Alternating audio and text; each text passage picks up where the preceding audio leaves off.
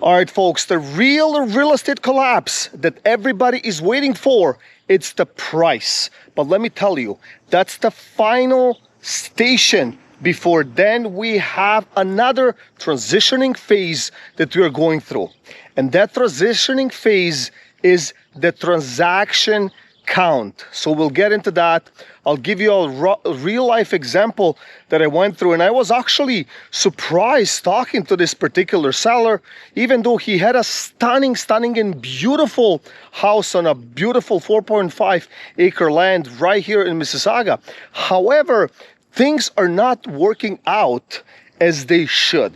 And this is exactly where that transaction is coming in. That's the link now that's going to link us between the actual real estate collapse or the change in price, the drastic changes in price. Yes, we did see that changes in price happen, and since the 2022 onwards until today, we have seen prices drop, 10%, 20%, 30%, depending on the area and the community you live in. But now we are getting into that whole, demand. And if you have noticed that, for sale signs are popping up everywhere. Yes, there are some sold signs that are happening because the people were priced accordingly, right? Now, you have also seen the same for sale signs get off those lawns and then come back again, right? And it could be, the spring market, the fall market. Some people are focusing on the summer months. Some people are focusing on the winter months. And, they would say, well, I don't want to list my house in winter. However, there is less competition going on in winter. So some people are choosing that particular strategy. But the biggest problem right now that I'm finding is that push and pull. Sellers need that price to be at a certain level in order for them to transition into their future move, whether it's a better, bigger house or their plan that they had, but they have a significant amount, it seems like, put or placed on their properties, and they cannot sell below that particular price. I do see it often when it comes to these purchases that have purchased in the peak, at the peak or whatever, right? They cannot sell below a certain threshold, otherwise they will be losing a lot of money. Now we're getting into that whole atmosphere where buyers are saying, well, no, we don't care. We don't want to pay that price. It is too much, right? And that's the argument right now, right? Because we went from high real estate prices in Toronto and Toronto GTA, where it was very, very, very high, to stupid pricing, right? Like, the real estate literally doubled or went 50% up within only a few years. And we all know that, the pay and everything else that follows, the inflation and everything that needs to be followed, which is our pocket and our earnings, it's a fraction of that. And therefore, buyers are saying right now, well, listen, we just cannot afford. It doesn't make any sense, right? So those transactions are shrinking. And we know when something is shrinking, there's less in the economy, right? And what would you rather do? Let me ask you a question. Would you rather sell a product, and make $1 profit on million items a month, or have $10 profit and sell 100 of those a month, right? So obviously you want to take the quantity, right? Like, even though you're making less, but this is what's happening now. Like, so you have now in the economy people that are kind of glued or linked to these transactions, right? Real estate agents, lawyers, builders, Home Depots, people selling appliances and blinds and electricians and trade workers and everything that's associated with only one handshake and one transaction. So when that's shrinking dramatically, the next one will be the price, right? And let me get into this particular seller. that I had a conversation with. And okay, piece of land, stunning. 4.5 acres just outside Mississauga. Beautiful piece of land, nice house, bungalow, auxiliary building and all of that stuff. And he's demanding $4.5 million, right? Like he's been on the market for a year, right? So a friend of a friend said, listen, they should be talking to me for whatever reason. So, okay, I picked up the phone, we got in touch, and he's like, look, I want this price. I want $4.5 million because the person across the street, you know, they got a similar price, you know, when I asked when, well, it was like 5 years ago or 3 years ago or whatever. Like it was never recent. And it's like, well, okay, so these guys, they're parking trucks and I don't want them to park trucks in my property here. I'm like, hold on a second. Are you selling the property and you're going to be living next door and you care, like, or what's going on here? Well, I don't want to sell it. Like, I want to sell it to somebody that's going to enjoy it. And so I can see that the attachment, right, like is very close to his chest, right?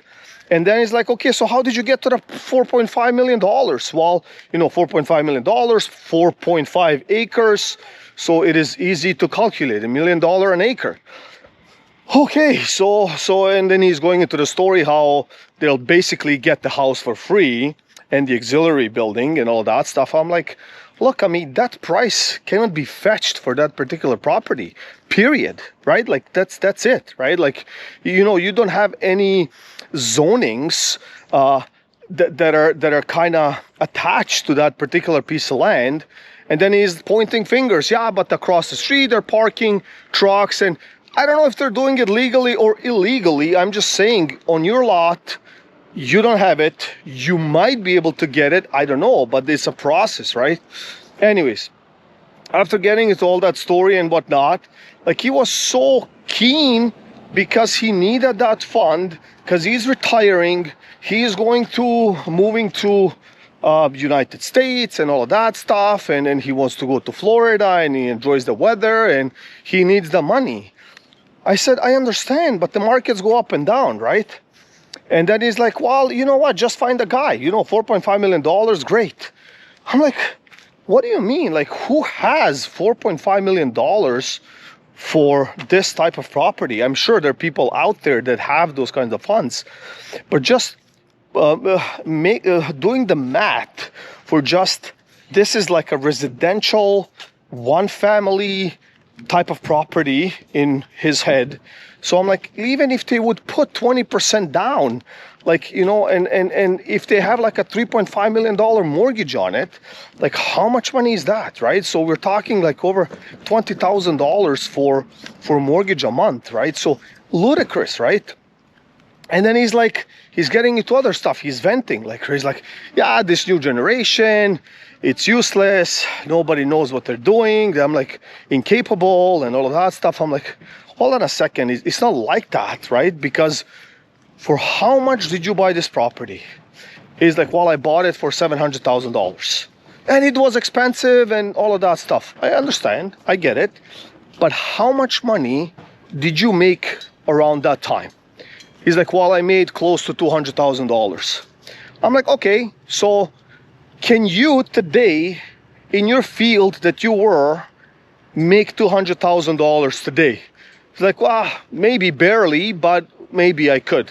I'm like, so how do you expect somebody making, you know, like it's basically making 10 times more. It's like making $2 million annually, if you know what I'm saying, in order to be at par, right? So it's like, okay, so he was very, very resisting on that price drop and all of that stuff. Fine, no problem.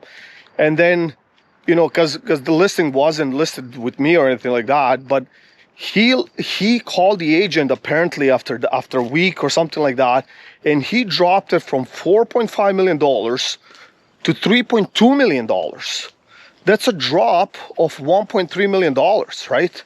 So I think it's still a little bit overpriced in my personal opinion, but you know, why all the story?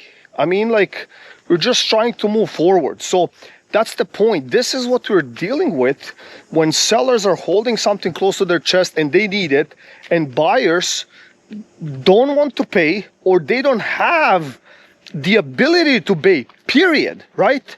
So when I asked people, you know, when I spoke to people and I said, okay, so you're making $100,000 a year, let's say annually, like a person I spoke to. And he's like, yes, but I cannot really qualify, or I cannot really afford anything. I'm like, well, would you want to buy a house? He's like, absolutely, I would. I'm like, well, okay, so if I could magically increase your pay to $400,000 annually, would you buy a house then for this X price? It's like, of course I would, because I can afford it and I can make something out of it, right? So I think that's the gridlock. That's where we are stuck.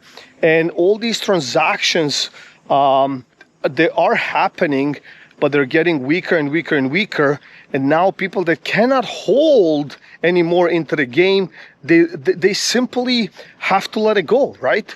Because there are many people, they're in their death situation up to here, right? Doesn't always have to be mortgage. There's car loans, there's student loans, there's all kinds of vacation loans, there's all kinds of after effects from the COVID and from the peak, that people went into all kinds of different ventures and debts and businesses that didn't work out or whatever, right? So people forget, right? But so many people will not be able to hold on, and we can see it, right?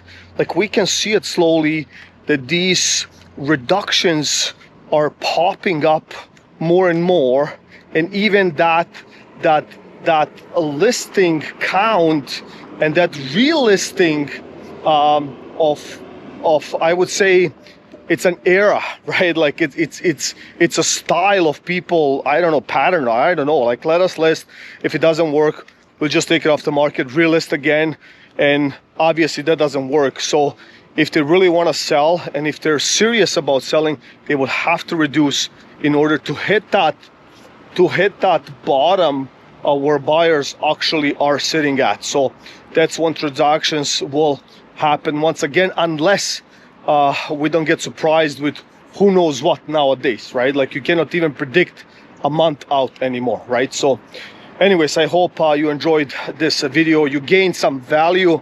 So please like, share, and subscribe, and I'll see you in the next one.